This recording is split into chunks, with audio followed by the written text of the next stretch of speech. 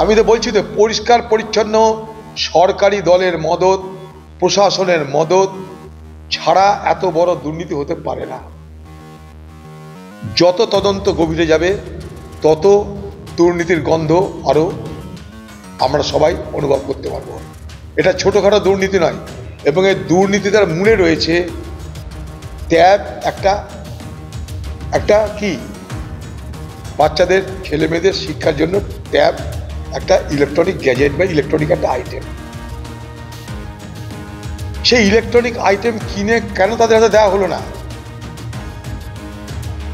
টাকার মাধ্যমে কেন দেওয়া হলো তাদের? কই সাইকেলের জন্য তো টাকার মাধ্যমে সাইকেল কিনে দেওয়া হয় না?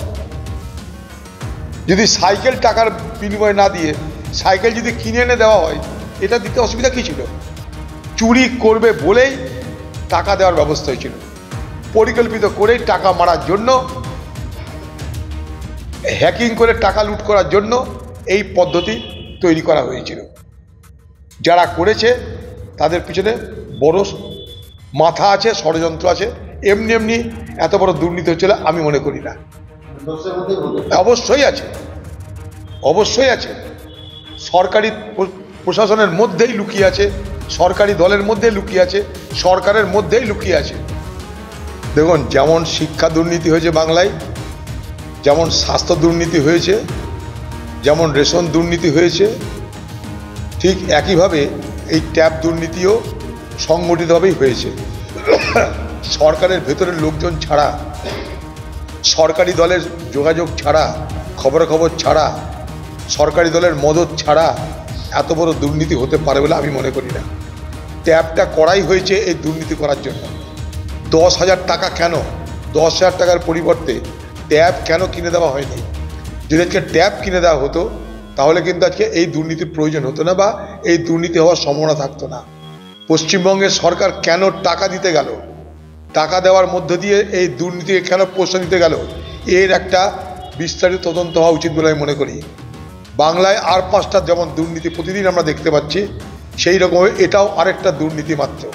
এই বাংলার দুর্নীতিতে এ বাংলায় ক্রমশ একের পর এক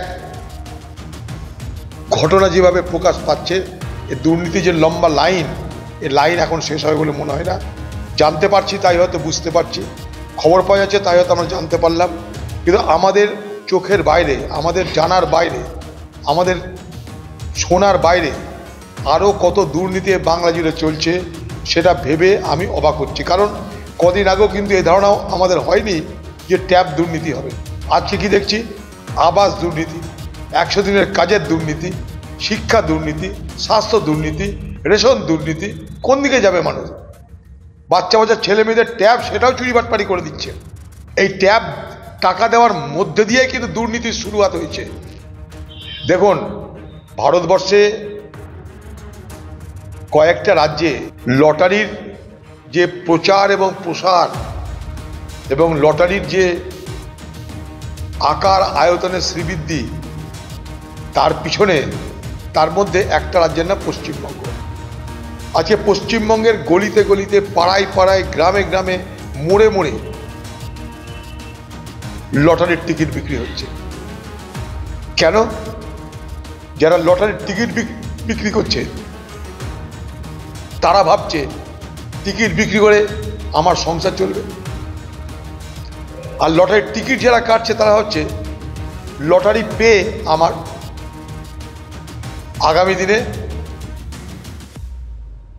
আমার সংসারকে সচ্ছল সম্পন্ন করবার ব্যবস্থা হবে। বাংলায় রুটি নেই, রুজি নেই, শিল্প নেই।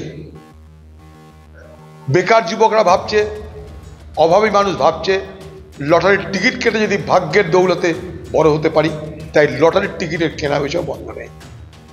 পশ্চিমবঙ্গে যারা বাইরে থেকে লটারির টিকিট বিক্রি করছে, এখানটাই বড় বড় ডনরা, খোঁজ নিয়ে দেখুন। ইলেকটোরাল বন্ড বলে একটা কথা আছে না, যে কোন পার্টির ফান্ডে কত টাকা চাঁদা পড়েছে, তাতে সেই তথ্য যদি খুঁজে বার করে দেখবেন, এই যে বাইরে থেকে যারা লটারির বড় বড় ডন, লটারি যারা বড় বড় কালওয়ার, লটারি যারা বড় বড় মাফিয়া, তারা এই পশ্চিমবঙ্গে অবাধে লটারির ব্যবসা করছে। লাইসেন্স নেই তাদের, তাদের কোনো উপরে নিয়ন্ত্রণ নেই। তারা যেমন খুশি তেমনভাবে সারা বাংলা জুড়ে লটারির টিকিট বিক্রি করবার সুযোগ পাচ্ছে, বিনিময়ে সরকারি দলকে টাকা দিচ্ছে।